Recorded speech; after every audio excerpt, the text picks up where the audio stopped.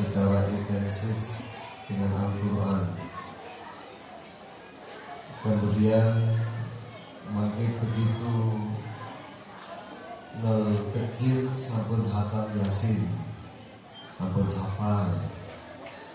Lajeng nanti selanjutnya sudah hafal Al-Quran. Apalagi nanti kalau sudah ke jenjang selanjutnya, insya Allah STSU diterusakan tiang-tiang yang ahli Al-Quran. Kerana tiang-tiang yang ahli Al-Quran menikah STSU tiang-tiang yang dipermuliakan karena Gusti Allah. Atas kanjeng Nabi Sallallahu Alaihi Wasallam dawuhaken, Inna lillahi ahli. Gusti Allah niku gadah keluarga. Keluarga dipentangkulaken kalian para sahabat tapi Gusti Allah kok gadah keluarga. Dari kanjeng Nabi Ahlul Quran hum ahlul wa khasatuh. Yang ingkang ahli Al-Quran adalah ahli Gusti Allah, keluarga Gusti Allah, apapun orang yang diridhai, yang dekat dengan Allah Subhanahu wa ta'ala, dan juga orang-orang yang dimana menjadi orang khususnya Allah Subhanahu wa ta'ala. Jadi betul sakit pertimbangan sedikit ini. Saya sakit khusus. Para rawi yang dirahmati Allah Subhanahu wa ta'ala. Alhamdulillah, kawula panjenengan ikut andil di dalam menjadikan anak-anak putra putri kawula panjenengan sebagai anak-anak yang punya keterkaitan dengan Al-Quran.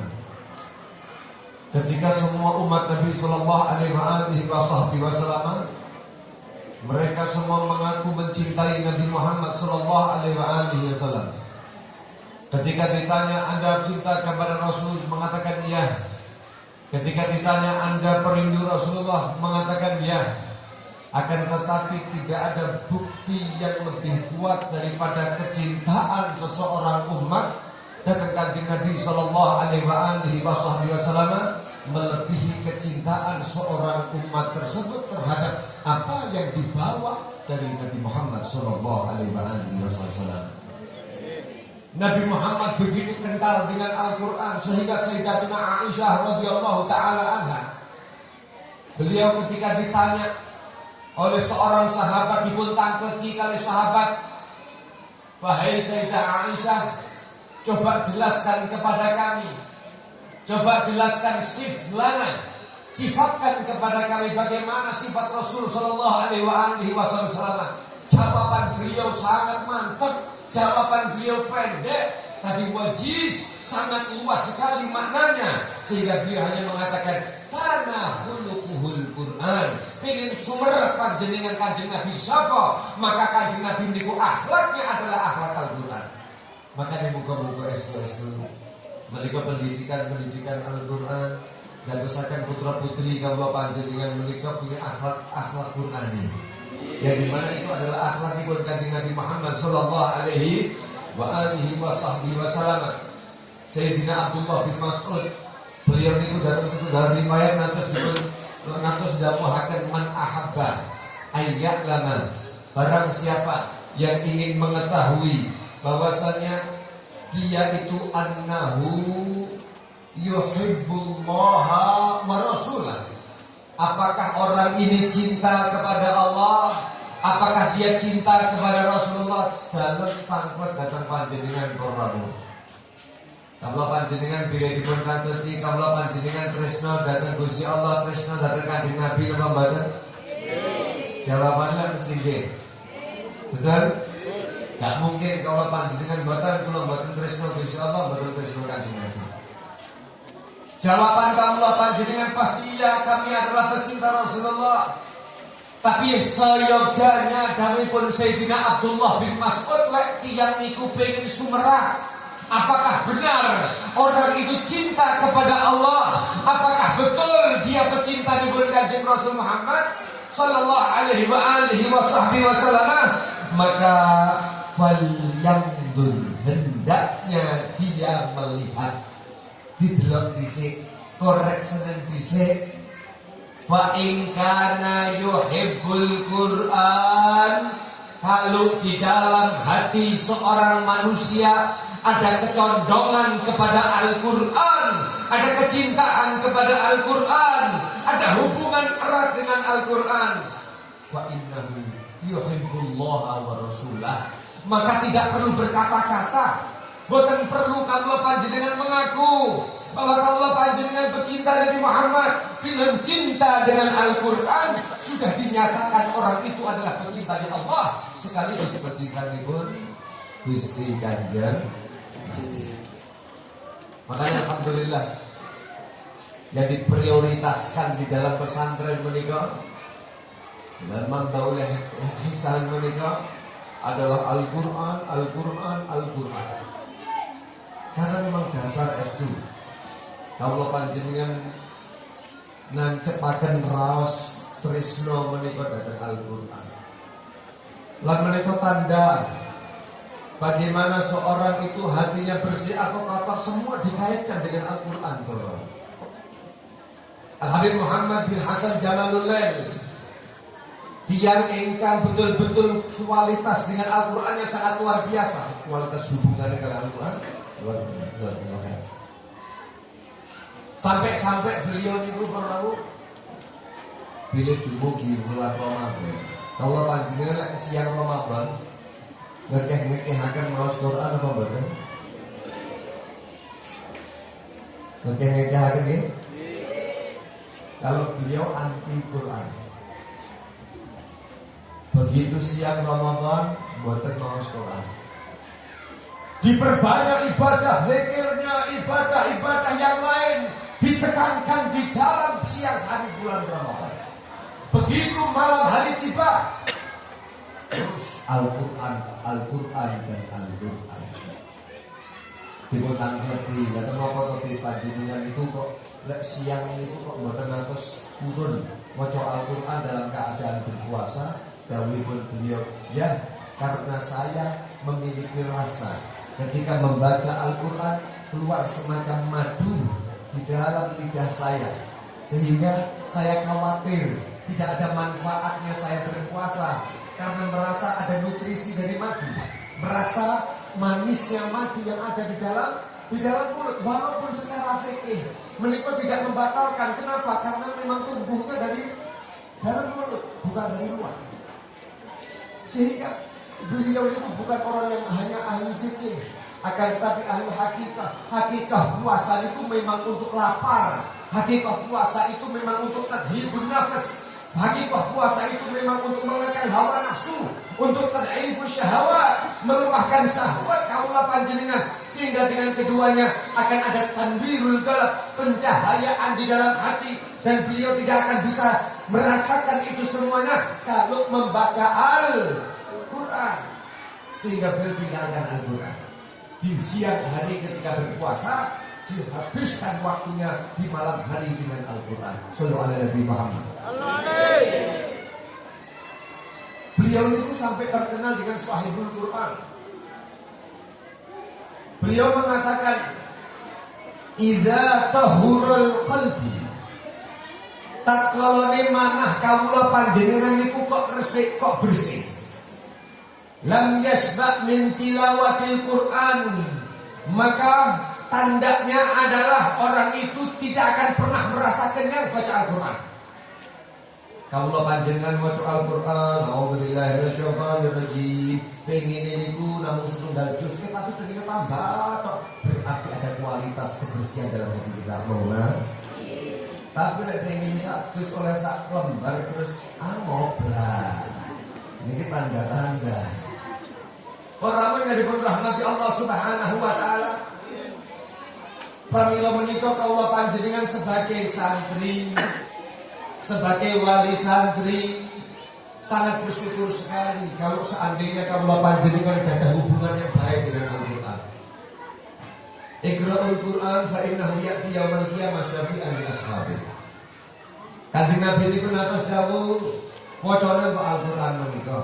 Kenapa? Karena Al-Qur'an itu akan menjadi penolong nanti di hari kiamat bagi siapapun yang membaca, bagi siapapun orang yang punya hubungan kait dengan Al-Qur'an. Allahumma ja'alna min ahli Al-Qur'an insyaallah. Mungkin harus ahli Al-Qur'an sedangkan amin Allahumma. Saniki wonten pertanyaan pripun topik contoh pertolongane Al-Qur'an lek syafaate Kanjeng Nabi lak jelas. Syafaate Kanjeng Nabi syafaatul utma mungkin wonten haudhir Rasulillah, mungkin wonten dibebaskan dari neraka, diantar saking hisab dan lain sebagainya. Bagaimana dengan Al-Qur'an? Al-Qur'an menika dipun dawuhaken kali Kanjeng Rasul sallallahu alaihi wasallam, yaji'ul Qur'an yaumal qiyamah. Datang menika Al-Qur'an teng dina kiamat mengatakan kepada Allah fayaqul, mengatakan kepada Allah Subhanahu wa taala, ya Rabb halihi, ya Allah, bedakan orang ini dengan yang lainnya karena orang ini adalah ahli Al-Qur'an, wahai Allah, bedakan dengan yang lain. Gusti Allah Subhanahu wa taala mengabulkan fayul basu tajal karomah. Dipun paringi menika taj napa menika? Napa ngarani? Mahkota. Oke. Dipun paringi mahkota. Kalian Gusti Allah ini ahli Al-Qur'an, yang lain tidak dapat. Al-Qur'an belum berhenti sampai di situ memberikan syafaat. Nyuwun malih datang Gusti Allah Subhanahu wa taala. Ya Rabb, zidhu. Berikan tambahan wahai Allah. Jenengan tambahaken, saya kurang. Wa yulbasu hulyatal karamah. Diberikan pakaian kekeramatan, pakaian kemuliaan. Cek dereng mantun malih Al-Qur'an iku nulung sapa sing dadi ahli Al-Qur'an. Lajeng Al-Qur'an nyuwun malih ya Rabb irdo anhu. Jenengan paringi ridho. Datang menika tiyang wahai Allah. Para rawuh. Sementara ridho menika adalah puncak kenikmatan di dalam surga. Dalam tangga datang panjenengan kira-kira surga kalih ridhone Gusti Allah pilih pundi? Surga kalih ridhone Gusti Allah pilih pundi?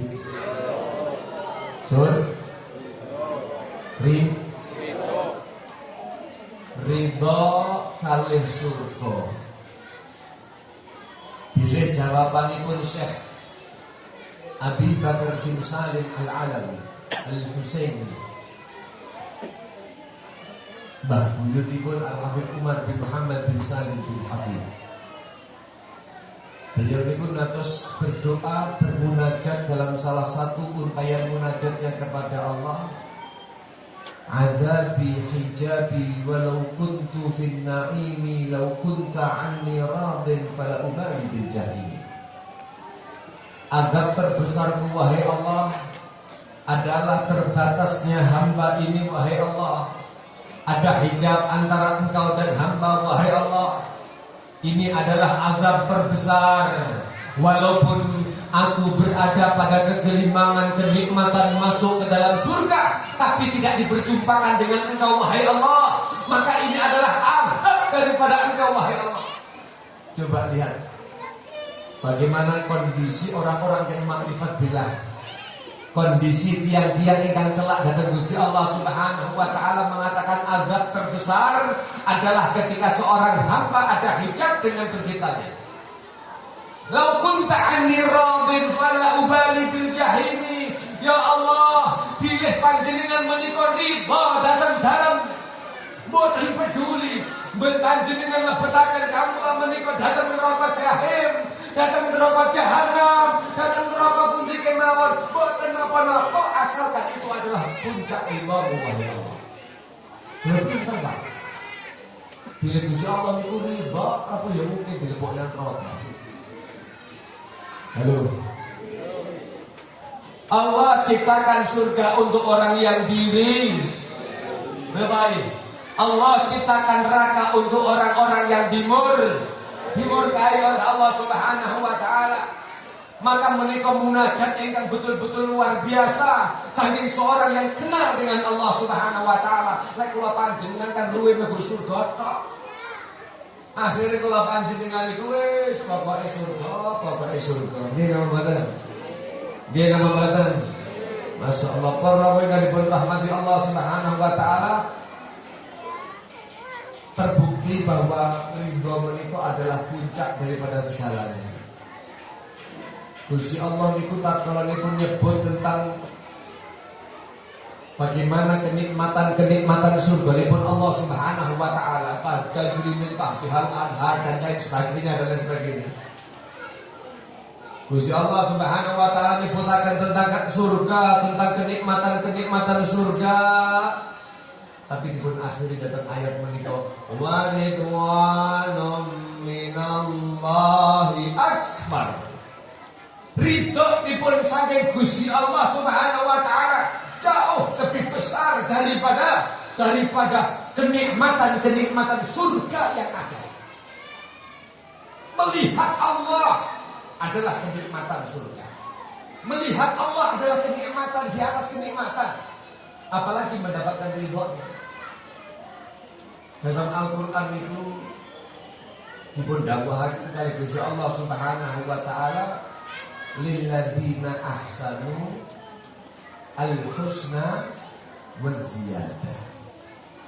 Wong niku kok memperbaiki amalnya di atas dunia. Tiang niku kok salate diapik, diperhatikan bagaimana salat yang baik, beramal saleh, meninggalkan kemaksiatan di atas dunia, maka dia akan mendapatkan al-husna. Para ahli tafsir banyak mentafsirkan tentang hal niku. Akan tetapi di antara para mufassirin berpacu pada pendapat seorang sahabat yang bernama Ka'ab Ubay bin Ka'ab. Beliau niku natos takut datang kanjeng Rasul sallallahu alaihi wasallam, apa makna al-husna wa makna ziyadah? Kanjeng Nabi dawuhaken al-husna ay al-jannah. Maksudnya al-husna menika surga. Wong niku lek amalipun saleh, amalipun sae diperbaiki amalnya, dia mendapatkan surga.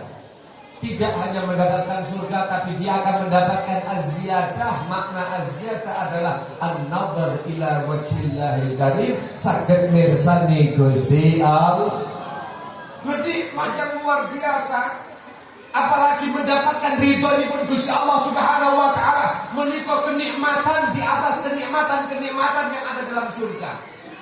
Bahkan Allah Subhanahu wa taala menika benjang ketika datang surga kawula panjenengan muga-muga Allahumma niki lek kawula panjenengan mangke mlebet datang surga Allahumma mangke akan mendapatkan seruan dari Allah Subhanahu wa taala. Maka fayaqulullah Subhanahu wa ta'ala li ahlil jannah, mengatakan kepada para penduduk surga, hal raditum ya ahlal jannah, para penduduk surga, hal raditum, apa kalian ridha dengan pemberianku wahai penghuni surga? Mereka ngomong ahli surga itu serentak jawab, ya Allah, bagaimana mungkin kami tidak ridha wahai Allah? Engkau telah berikan kenikmatan yang luar biasa yang tidak kau berikan kepada selain daripada kami. Engkau telah pilih kami untuk menjadi penduduk surga wahai Allah. Kenikmatan apa lagi yang ada?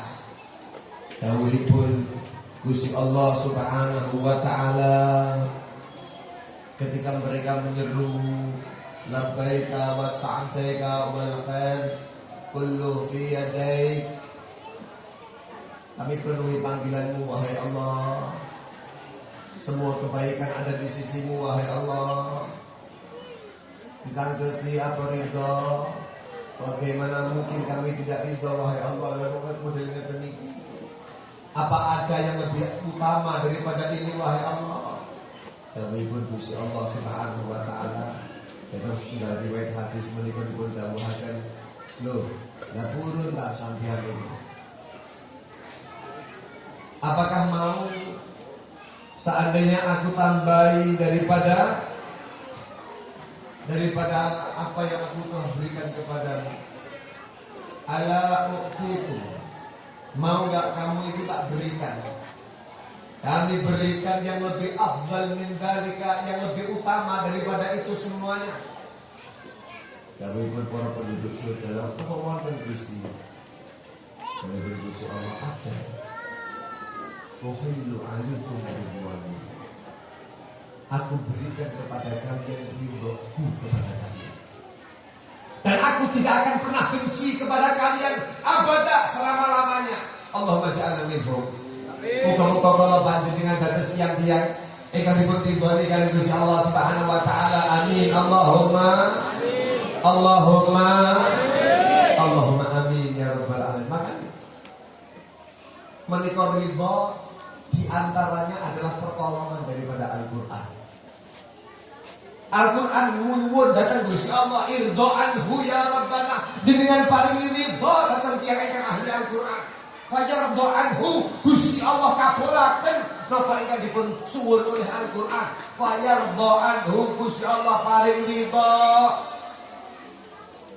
Fayuqal lahu, lalu dikatakan bagi orang yang ahli Al-Qur'an, Iqra, sing biasa mbok maca nang donya macane. Warqa, kemudian naiklah derajatmu. Watuzat bikulli ayatin hasanah. Setiap ayat yang kau baca di situ ada derajat dari Allah Subhanahu wa taala. Makane wong nek ahli Al-Qur'an dateng donya sampun mulya, mangkitan akhir tambah kamulyaane dan terus disesuaikan dengan ayat yang telah dibaca di atas dunia. Untung napa mboten? Untung napa mboten? Wah niku kan anak kula biblat kula nasine dipun jenengan gak usah khawatir. Panjenengan dados tiyang sepah ingkang sangat peduli kepada anak-anaknya. Nyokolahaken putra-putrine, mondokaken putra-putrine untuk dijadikan ahli-ahli Al-Qur'an. Ini adalah sesuatu yang bijak luar biasa. Mboten apa-apa matur nggih datang riwayat Al-Hakim.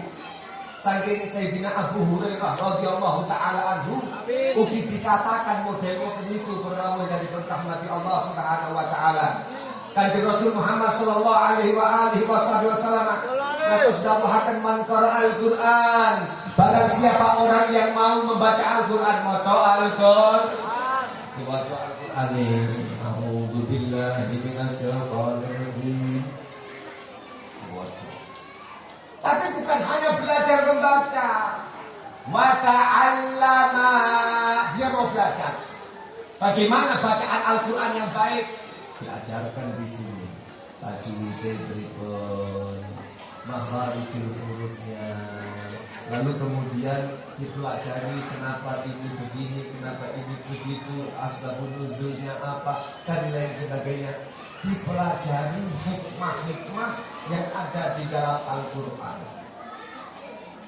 Lalu setelah mempelajari apa yang dipelajari dalam Al-Qur'an, wa amila bihi, lajeng yang ketiga mengamalkan isinya Al-Qur'an. Al-Qur'an mengatakan ku anfusakum wa ahlikum nar. Anak-anak istrinya dijogo. Begitu keluar rumah tidak menutup auratnya, dimarahi. Kenapa? Karena dia belajar Al-Qur'an dan mengamalkan isi Al-Qur'an. Orang terus maca Al-Qur'an, ngapalin Al-Qur'an, tindak tanduknya bertentangan dengan Al-Qur'an. Na'udzubillah ini. Makanya Kanjeng Rasul sallallahu alaihi wasallam niku natos dawuhaken rubba qari'il Qur'an wal Qur'an yal'anuh. Berapa banyak orang yang membaca Al-Qur'an, ahli Al-Qur'an. Akan tetapi setiap bacaan di dalam Al-Qur'an karena dia bertentangan dengan isinya, maka setiap kali ia baca Al-Qur'an, Qur'an melaknati orang. Na'udzubillahi min dzalik. Para rawuh yang dipun rahmati Allah Subhanahu wa taala, memang Al-Qur'an dapat mengangkat derajat kaula panjenengan, tapi dengan Al-Qur'an pula kaula panjenengan juga akan dihempaskan oleh Al-Qur'an. Kenapa? Ketika Al-Qur'an kita hajar, ketika Al-Qur'an kita sia-siakan, ketika Al-Qur'an kita lawan, ketika Al-Qur'an tidak sama dengan tindak lanjut kaula panjenengan, maka Kanjeng Nabi sallallahu alaihi wasallam mengatakan, innallaha yarfa, Allah Subhanahu wa taala mengangkat bihadzal kitab, dengan kitab Al-Qur'an menika aqwaman, satu kaum, wa yadau akhar. Wa yadau wa yadau bihi, dan dengan Al-Qur'an ini juga dihempaskan oleh Rasulullah sallallahu alaihi wasallam. Kaula panjenengan dados tiyang sepah ingkang gadah putra putri ahli Al-Qur'an. Niki wau dipun dawuhaken wong maca Al-Qur'an, lajeng belajar Al-Qur'an, lajeng ngamalaken isine Al-Qur'an. Janji dipun Kanjeng Rasul Muhammad sallallahu alaihi wasallam mangke menika yulkul bisa, akan diberikan pakaian, akan diberikan satu mahkota, ulbisa tajan min nur yaumal qiyamah, akan dikenakan satu mahkota yang terbuat dari cahaya nanti di hari kiamat. Kemudian bau'uhu mithlu bau' syams, yang cahayanya seperti cahayanya matahari, atau dalam riwayat lain ahsan min bau'i syams, lebih terang, lebih indah, lebih baik daripada cahayanya matahari. Bahkan dikatakan menika wa yuksa walidahu, akan diberikan pakaian tiang sepahih wong sing ahli Al-Qur'an, bocah sing ahli Al-Qur'an, dengan satu pakaian hullataini, dua pakaian yang dikenakan oleh Allah Subhanahu wa taala, la taqumu lahum dunya, yang kalau mau diukur, mau ditimbang, diregani, dunia saisine enggak bakal iso ngregani dua pakaian yang Allah berikan kepada orang tua yang diberikan pakaian menika wae. Sebab apa? Sebab anake wong ahli Al-Qur'an. Sampai tiang sepah niku bingung. Teng dina kiamat perasaan aku ben gak tau ngamal sing reno-reno. Tapi kok sakit modelnya niki kaya kulani yang sepah kalih matur dhateng Gusti Allah Subhanahu wa taala, bima kusina hadza, dengan sebab napa Gusti kula niki tak diparingi pakaian modelnya dibanggakan oleh seluruh makhluk yang ada pada saat menikah. Lajeng Gusti Allah Subhanahu wa taala, bima kusina hadza fayuqalu lahum, dipun katakan datang tiang sepah ingkang model ngaten niku bi akhdi waladikum al-Qur'an, dengan sebab anakmu menika anake tiang kalih, bapak ibu menika mau bi akhdi waladikum al-Qur'an, mau mengambil Al-Qur'an, artinya mau mempelajari Al-Qur'an, mau baca Al-Qur'an, mau mengamalkan isi Al-Qur'an. Sebab dorongan tiang sepah, maka tiang sepah menika bakal dimulyakaken dening Gusti Allahumma amin. Para rawuh kang kula mulyakaken, makanya beruntung estu nggih ketika kula panjenengan gadah putra gadah putri ingkang berpendidikan Al-Qur'an, lajeng diajaraken bagaimana hubungannya dengan Al-Qur'an. Ini adalah bentuk kecintaan dari Kanjeng Nabi. Untung tiang sepah itu untung, Pak. Mungkin dapat bakal dipentulungi dari Gusti Allah Subhanahu wa taala. Para rawuh yang dipun rahmati Allah, mula estu mugi-mugi sedanten para santri menika, lare-lare menika dipun dadosaken lare-lare kang manfaat dunya, mungkin manfaat dari akhirat. Kalau pengitan pilih seorang menuntut ilmu, Mereka tidak lepas dari 4 hal yang perlu diperhatikan. Sesuai kalian pesanipun Al-Habib Ali bin Muhammad Al-Habsyi. Al-Habib Ali bin Muhammad Al-Habsyi menika seorang ulama besar dari Tanah Sewun, pengarang kitab Simtud Duror. Ingkang biasanipun dipun maos datang rutinan maulid. Kitab Maulid Al-Habsyi. Beliau niku nantos dawuhaken datang murid-muridipun, dawuhaken datang anak turunipun sedanten. Ketika mereka membanggakan daripada kakeknya, lalu beliau mengatakan kepada mereka bahwasanya wa mimma yasurru balban minni luzumukum tariqata abai wa ajdadi. Termasuk di antara yang paling membanggakan hatiku ini, kata beliau, adalah menetapinya kalian, melaziminya kalian. Melazimi tentang apa? Tariqata abai, dalan-dalane bapak-bapakku. Wa ajdadi, dalan-dalane mbah-mbahku. Dalan ingkang kados pundi ingkang dipun maksud Ali bin Muhammad Al-Habsyi. Beliau mendapatkan hahiyal amal, hahiyal a'malun, itu adalah amalan-amalan khalat min syawaibin, yang bersih dari sifat-sifat yang merusak. Amalan-amalan ingkang dipun landasi kanthi ikhlas karanten Allah Subhanahu wa taala.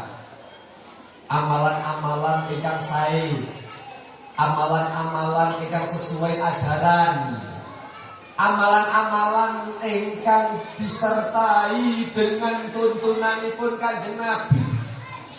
Keranten sak zaman menika kathah di antara kawula panjenengan mendapati banyak orang yang mengaku makrifat billah, banyak orang yang mengaku ketika dia ibadah tidak sesuai dengan ajaranipun Kanjeng Nabi, tapi merasa itu adalah ibadah yang baik. Kadang-kadang menentok niku diarani salat. Masya Allah, padahal Kanjeng Nabi sallallahu alaihi wasallam dawuhaken sallu kama ra'aitumuni usolli. Kayak niki tiyang lebih takwa saka Kanjeng Nabi. Kayak orang ini lebih pintar dari Rasulullah sallallahu alaihi wasallam, sehingga mengatakan, "Lek awakmu salat model ngoten niku sik hidayah permulaan, nanti pada suatu saatnya kamu akan mendapati puncak yang dimana kamu sholat cukup sedekah." Jadi kalau mendapati Pak Wong udah ngoten niku. Lu estu. Insyaallah temen iki kan